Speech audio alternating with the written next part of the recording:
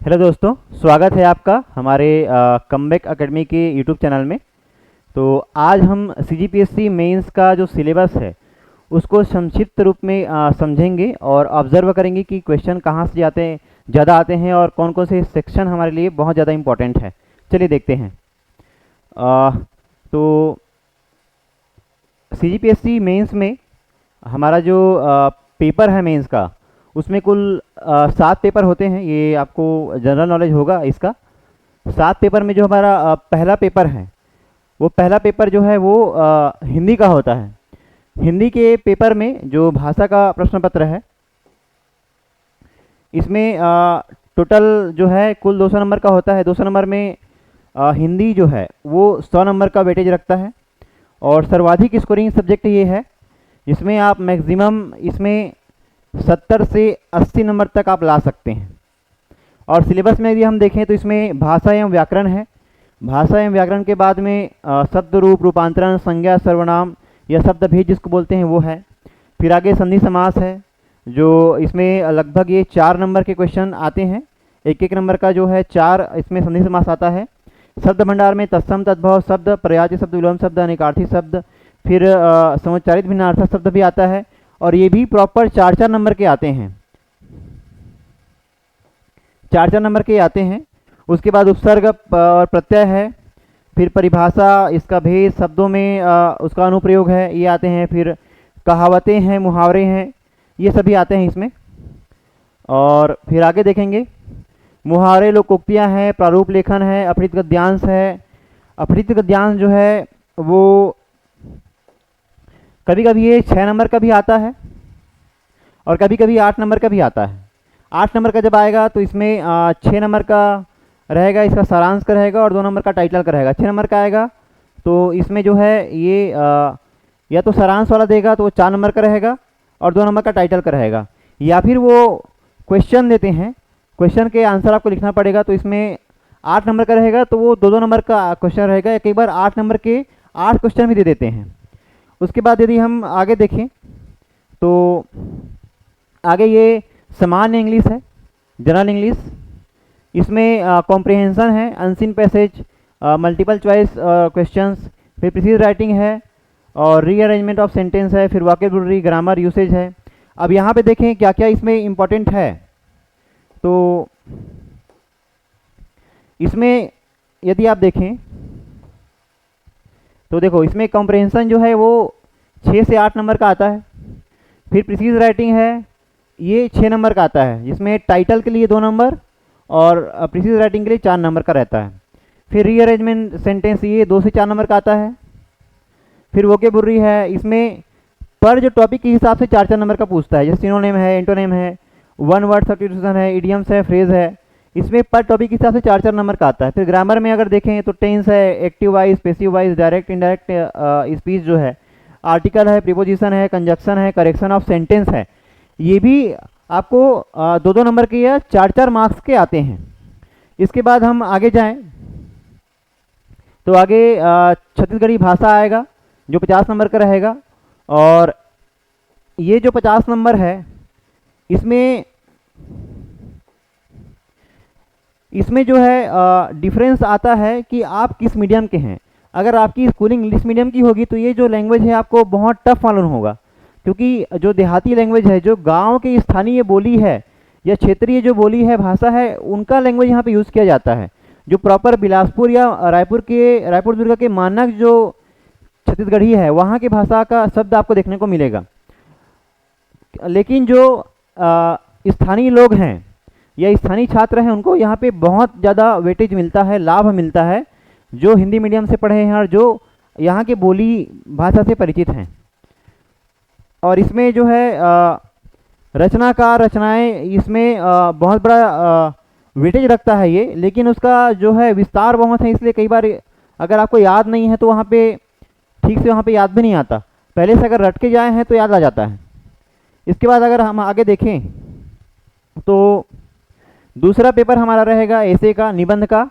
और निबंध में हमको 2 प्रकार के निबंध मिलेंगे। एक है राष्ट्रीय और अंतर्राष्ट्रीय स्तर के मुद्दे, और उसके बाद जो दूसरा है वो छत्तीसगढ़ स्तर के मुद्दे आएंगे। और इसमें भी राष्ट्रीय अंतर्राष्ट्रीय स्तर के मुद्दे में दो ऐसे जो है वो इंटरनेशनल लेवल के रहेंगे और दो हमारे नेशनल लेवल के रहेंगे, और ये चेंज होता रहेगा। इसमें भी जो ये है टॉपिक है पार्ट 1 है, उसमें साइंस से अलग ऐसे आएगा, पॉलिटिकल से अलग आएगा, फिर हमारा जो करंट का जो चल रहा है, जो वैश्विक महायुद्ध है, जैसे इजराइल है, फिलिस्तीन है, अमेरिका का है, या अमेरिकी टैरिफ वॉर है, या फिर जो हमारा संस्कृति है, जैसे धार्मिक पर्यटन का आ गया, संस्कृति का आ गया, इसका क्वेश्चन आता है। उसके बाद हम राज्य स्तर के मुद्दे अगर मैं देखें तो इनमें इकोनॉमी के मुद्दे, पॉलिटिकल मुद्दे और गवर्नमेंट की जो योजनाएं हैं, जैसे महातारी वंदन योजना हो गया, या फिर AI मिशन हो गया, या फिर जो कौशल उन्नयन हो गया, इन सब से, या नक्सल उन्नयन हो गया, इन सब से क्वेश्चन बनते हैं जो करंट में चल रहे हैं या जो ज्वलंत मुद्दे हैं उसमें। और इसमें भी आपको ध्यान रखना है कि हमको PSC ने यह आगाह किया है कि हम 3 विषयों पर या 3 टॉपिक पर विशेष ध्यान दें, जिसमें रहेगा, एक रहेगा उसका जो परिचय है, फिर जो समस्या क्या है और उसका समाधान क्या है।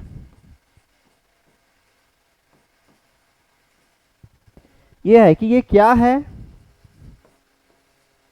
फिर क्यों है, समाधान कैसे होगा,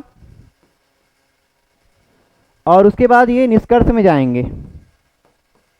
तो इन मुद्दों पर हमको विशेष ध्यान देना है। फिर आगे हम देखें, इसी के बाद हमारा जो है वो प्रश्न पत्र 3, जो इसमें इतिहास, संविधान और लोक प्रशासन, इसके साथ ही छत्तीसगढ़ का इतिहास इसमें रहेगा। और इसका ये जो है जो पेपर है, पूरे 7 पेपर का सबसे बड़ा विस्तृत सिलेबस वाला पेपर है, क्योंकि अकेला भारतीय इतिहास, उसमें 3 सेक्शन, प्राचीन इतिहास, मध्यकालीन इतिहास और आधुनिक इतिहास, इतना बड़ा पोर्शन है, वो अकेली ही सब्जेक्ट इन दोनों पे भारी है। और इसमें सबसे ज़्यादा स्कोरिंग जो सब्जेक्ट है वो CG हिस्ट्री है। छत्तीसगढ़ का इतिहास जो है वो सबसे ज़्यादा स्कोरिंग है। फिर इसमें भी अगर हम देखें तो प्राचीन भारत में सिंधु घाटी सभ्यता, वैदिक सभ्यता, जैन बौद्ध से लेकर के मौर्य, गुप्त, हर्षवर्धन का साम्राज्य, और यहाँ तक इम्पोर्टेंट है। बाकी दक्षिण भारतीय जो साम्राज्य है उनसे क्वेश्चन बहुत कम आए हैं। उसके बाद मध्यकालीन में 2 ही बहुत इंपॉर्टेंट है, एक दिल्ली सल्तनत का काल और एक है मुगल काल। ये दोनों बहुत इंपॉर्टेंट है और क्वेश्चन हमेशा इनके आसपास ही बने हैं। इसके बाद अगर हम देखें, आधुनिक भारत में यूरोपीय कंपनियों का आगमन और उनका इस्टेब्लिशमेंट, और फिर उनकी जो नीतियां हैं, जैसे ब्रिटिश हुकूमत की नीतियां हैं, अंग्रेजों की विस्तारवादी नीतियां, कृषि के संबंध में, उद्योग के संबंध में, प्रेस के संबंध में, ये आएंगे। और इनका फिर साम्राज्य विस्तार क्या है ये भी आएगा इसमें। फिर आगे हम देखेंगे तो पुनर्जागरण, फिर 1857 का विद्रोह आएगा, इसके कारण आएंगे। फिर INC की स्थापना है, इंडियन नेशनल कांग्रेस की स्थापना। फिर इसका 2 चरण जो आता है, उग्रवादी चरण और उदारवादी चरण। इसके बाद जब महात्मा गांधी आते हैं तो उसके प्रत्येक आंदोलन महत्वपूर्ण हो जाते हैं, चाहे असहयोग हो, सविनय अवज्ञा हो, या भारत छोड़ो आंदोलन हो, या हरिजन उद्धार का कार्यक्रम हो, ये सभी इंपॉर्टेंट हो जाते हैं। फिर संविधान एवं लोक प्रशासन में देखेंगे तो इसमें भारतीय संविधान, उसका निर्माण, विशेषता, फिर उसमें जो सुप्रीम कोर्ट का जो रिट है या हाई कोर्ट की जो रिटें हैं वो आ जाएंगी। फिर हमारा जो आर्टिकल 19 है ये आ जाएंगी। कुल मिला के मौलिक अधिकार, DPSP या जो राज्य के नीति तत्व है ये आएंगे, और मौलिक कर्तव्य है ये बहुत ज़्यादा इंपॉर्टेंट रखते हैं। उसके बाद में, इसके बाद जो है राष्ट्रपति, उपराष्ट्रपति, प्रधानमंत्री, ये सब बहुत इंपॉर्टेंट हैं। राज्य विशेष जो क्वेश्चन है वो अभी तक कुछ विशेष ध्यान नहीं दिया गया है उस पर, किंतु उस पर भी क्वेश्चन बन सकते हैं। आगे हम देखते हैं लोक प्रशासन में लविन लोक प्रशासन है, फिर विकास प्रशासन है, फिर लोक प्रशासन के नए आयाम क्या हैं उस पर क्वेश्चन आते हैं। फिर प्रबंध एवं संगठन में अगर देखें तो नेतृत्व, निर्णय निर्माण, संगठन, अभिप्रेरणा या उत्तरदायित्व, फिर जवाबदेहिता, ये सभी आते हैं। और इनमें जो उर्विक की थ्योरी है, फेयोल है, लूथर गुइक है, या पोस्ट कॉर्ब जो एक उसने थ्योरी दिया था, वो इसमें पूछे जाते हैं। फिर आगे हम देखेंगे CG हिस्ट्री में क्या है। इसमें मेनली हमको जो क्षेत्रीय राजवंश है, जैसे राजर्षि तुल्य है, सरपपुरी है, नल नागवंश है, यहाँ पे फोकस किया जाएगा। या जो एकदम एंशिएंट में जाएंगे तो पूरा प्रासान में जो सिंघनपुर की गुफा, कबरा पहाड़, इन पे फोकस किया जाएगा। उसके बाद हर्षवर्धन के समय या उसका जो आक्रमण हुआ था, फिर इधर से अगर देखें तो पुलकेशिन द्वितीय ने जो मेनली जो बालार्जुन है, महाशिवगुप्त बालार्जुन, उस पर जो आक्रमण किया था, या महाशिवगुप्त बालार्जुन ने जो कैसे अपने राज्य को संरक्षित किया, ये और उनका जो नीति था, या क्यों उनके काल को स्वर्ण काल कहा जाता है, ये इम्पोर्टेंट है। इसके बाद जब हम आगे देखेंगे तो मराठा काल, जिसमें सूबा व्यवस्था है, परगना पद्धति है, फिर जनजातीय विद्रोह है, ये आएंगे। फिर ये मराठा शासन में उसका जो लोक प्रशासन है, ये आएंगे कि किन किन अधिकारी थे, घोड़ा महादेव क्या था, फिर उसका जो और भी अधिकारी थे, फडणवीस, और बाकी जो थे ये क्या था। और एक जो है सातवाहन वंश में जो उसका स्तंभ मिला था, किरारी का कास्ट, उसमें जो पद दिए गए थे, उनका परिचय आपको याद रखना होगा। ये सब मेंस के टॉपिक हैं। फिर अगर हम देखें स्वतंत्रता आंदोलन की देखें तो इसमें पूरे आपको महत्वपूर्ण दिखेंगे। इसमें वीर नारायण सिंह है, हनुमान सिंह है, फिर सत्याग्रह है, किसान आंदोलन उसके पहले जो हुआ था वो बहुत इंपॉर्टेंट है। आगे हम देखेंगे पेपर 4 में अगर हम देखें तो विज्ञान, प्रौद्योगिकी, पर्यावरण और जो अप्लाइड साइंस का पोर्शन है। फिर मैथ्स में आ जाएंगे तो मैथ्स जो है इस बार बहुत टफ दिया था, तो कई बार मैथ्स ऐसा जाता है कि बहुत स्कोरिंग रहता है, जो 50 में से आप 45, 48 तक ला पाएंगे या 40 ला पाएंगे। कई बार इस बार का बहुत मैथ्स जो हार्ड था, बहुत कठोर गणित दिया था, उसमें जो है बहुत सारे टॉपर्स भी बहुत कम नंबर ला पा रहे हैं।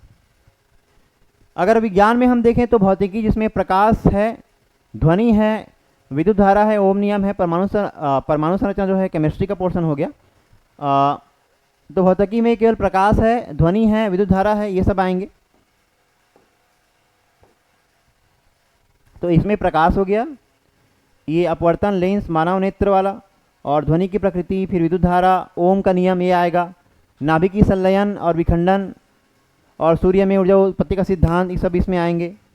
फिर इसमें है विद्युत रासायनिक प्रभाव, या उसमें जो फोटो इलेक्ट्रिक जो इफेक्ट होता है, जैसे पीएन संधि डायोड है, ये भी क्वेश्चन आ चुका है। फिर रसायन विज्ञान में अगर देखेंगे तो अभिक्रिया की दर, इसका जो सूत्र आता है, फार्मूला आता है, अभिक्रिया का जो रासायनिक तुल्यांक है, या साम्यावस्था की स्थिति में उसका जो एग्जाम्पल है वो भी आते हैं। अभिक्रिया के प्रकार कौन से होते हैं, उष्मा क्षेपी, उष्मा शोषी, ये सभी आते हैं। फिर आवर्त सारणी में आयनन ऊर्जा है, इलेक्ट्रॉन बंधुता है, फिर उसमें जो क्रियाशीलता है, फिर परमाणु का आकार, दाएं से बाएं, ऊपर से नीचे, इसमें सभी आते हैं। फिर महत्वपूर्ण रासायनिक यौगिक, और इसमें साबुन, डिटर्जेंट, प्लास्टर, पेरिस, और एक छूटा है वो है बहुलक है, जिसमें एक है कृत्रिम और प्राकृतिक। ये कृत्रिम वाला इस बार आ चुका है मेंस में।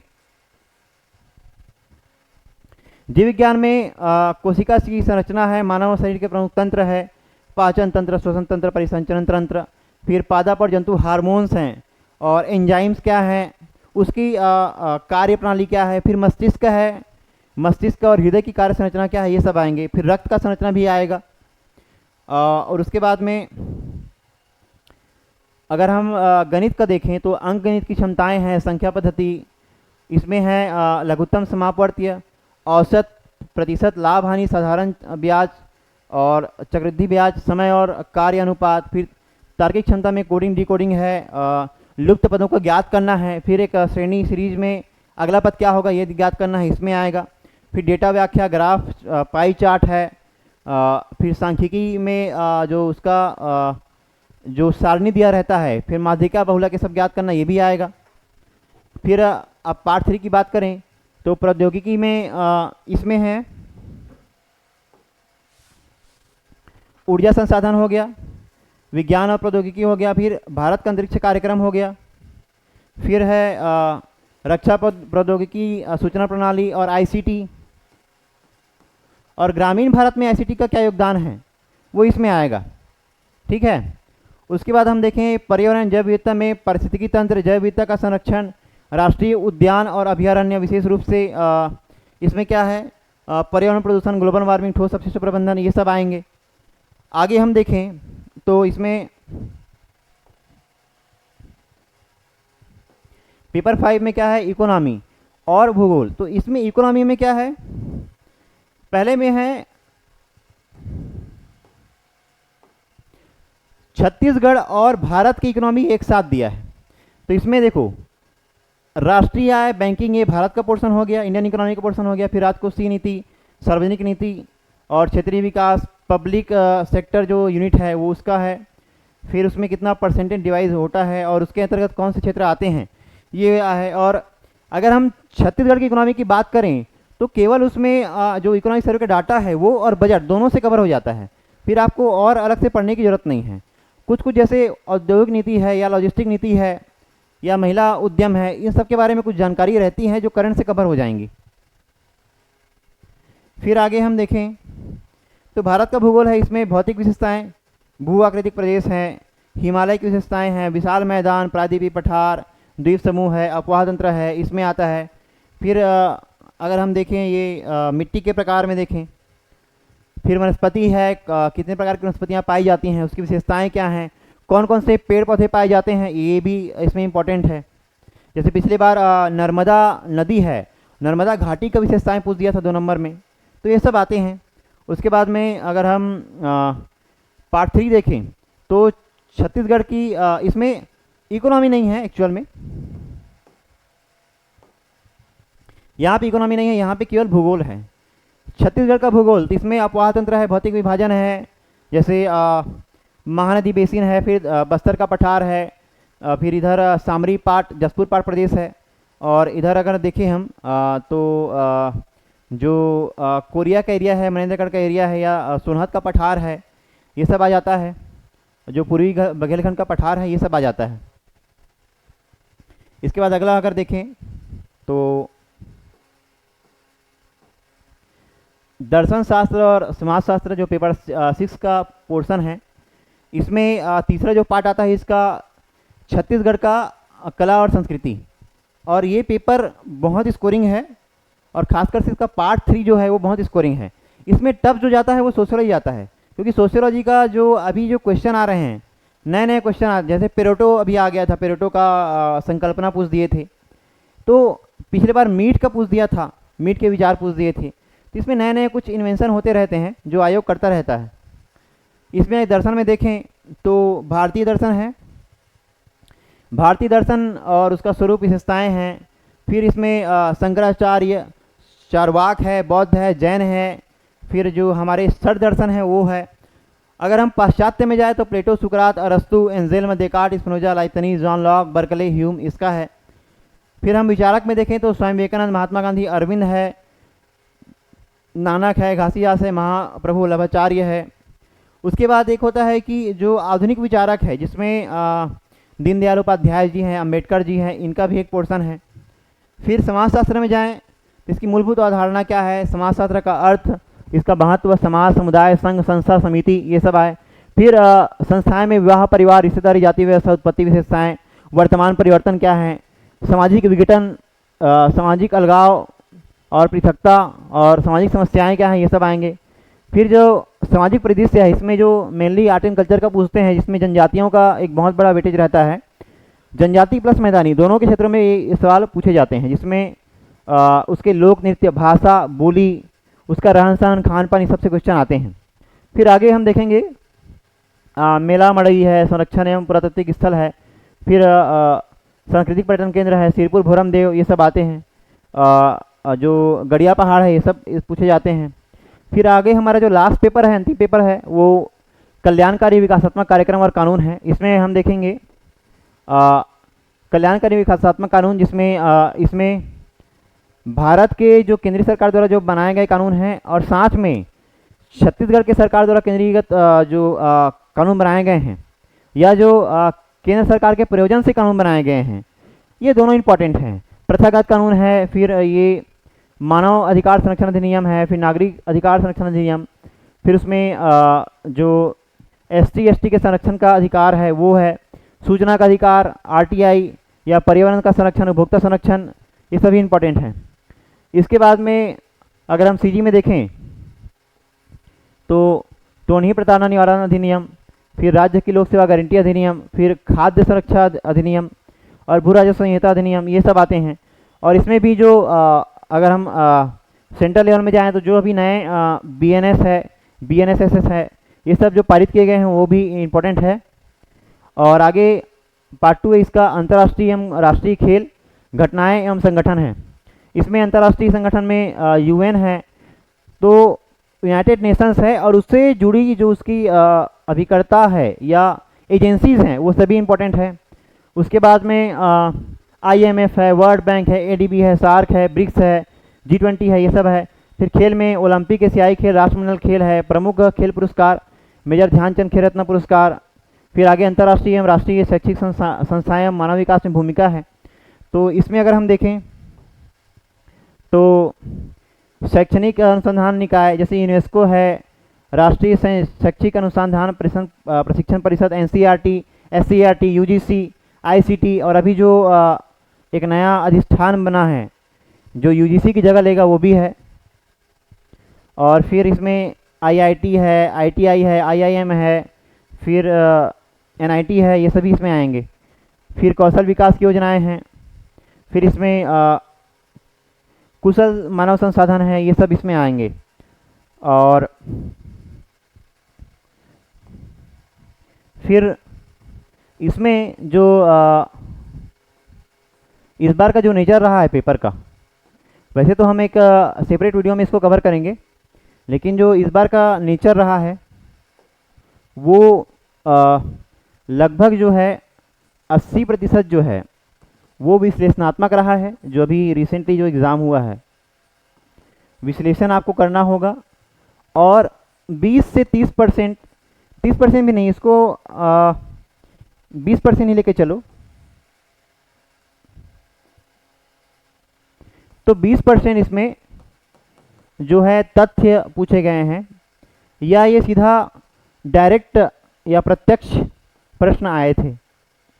बाकी 80% प्रश्न, पूरे जो प्रश्न थे उसमें आपको विश्लेषण करना था, सोच के लिखना था। जैसे महात्मा गांधी के विचार हैं, या घरेलू उपयोग में बिजली का क्या योगदान है, ये सब आए गए थे।